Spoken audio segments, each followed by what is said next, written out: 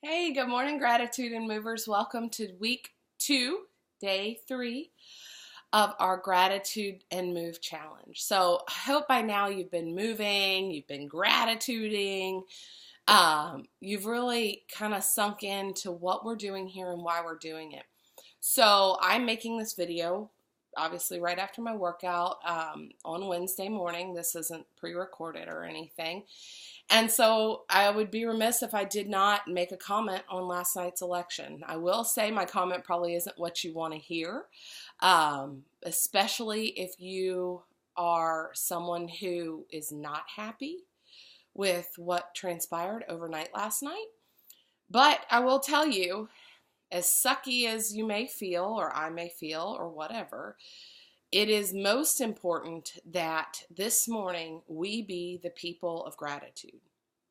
Why else are we doing this whole challenge? This isn't a 30-day challenge. Like, I realize you probably signed up and you're like, sweet, I'm going to do this for 30 days. But just like exercising, you cannot exercise for 30 days or eat really healthy for 30 days and expect that to carry you through your life.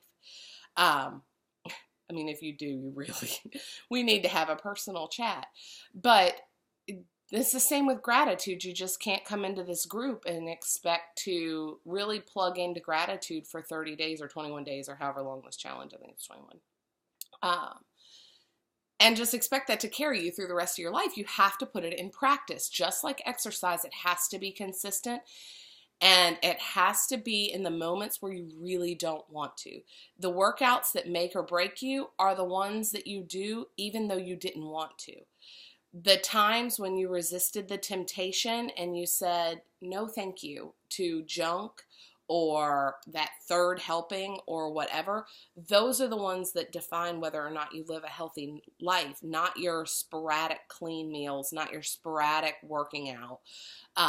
It's the day in, day out practice. The same thing with gratitude. You can say thank you for some things and then get on social media and act like a total ass about other things. So if you are wanting to really put this into practice, today is a really good day to do that.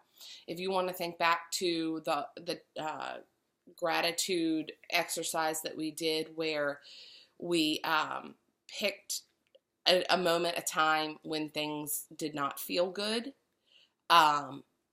and express gratitude through that situation, today would be a really good day to do that. That's not your, it's actually not your challenge today at all, but I just felt like I needed to say that because, especially in this sacred and safe space we have here, it's important for us to realize that we can't stay in this tight little knit group and just express gratitude to one another.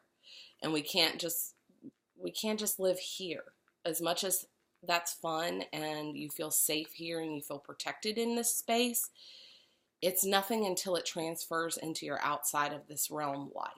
And so today, put your money where your mouth is and go out there and be grateful for something, for anything. We can all find something to be grateful for. Even if you may have to suck it up and pick something, I don't know, out of thin air, you can find something to be grateful for.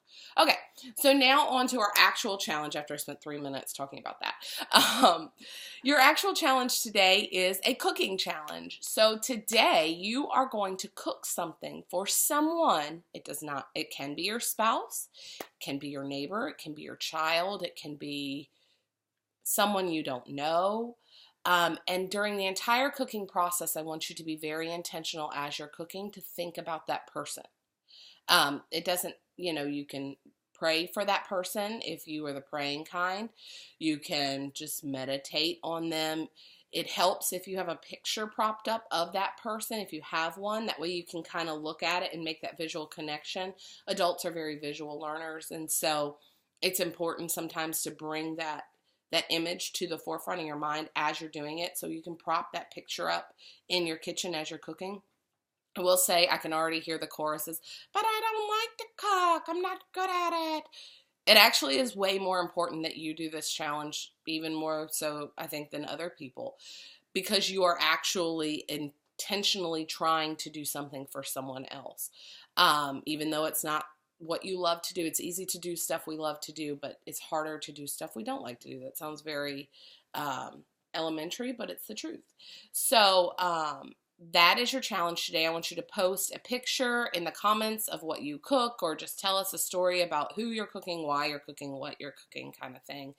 And either, like I said, I think it'd be really cool if somebody decided, like, I want to take some muffins to my neighbor. And so you intentionally think about your neighbor, or pray for your neighbor, and just take those muffins for them, or your coworkers at work. Throw some oatmeal blueberry cups in the oven before you leave this morning, and take those to your coworkers at work and just tell them you're thinking about them and you've been thinking about them all morning. And so that's kind of a way we can spread our gratitude further than this group. I can't wait to see what you guys do. I got to figure out what I'm going to do, because today is a super crazy busy day. So my cooking escapade in the kitchen may not happen until tonight, but we will get it done. So I love you guys. I hope you all have a beautiful Wednesday.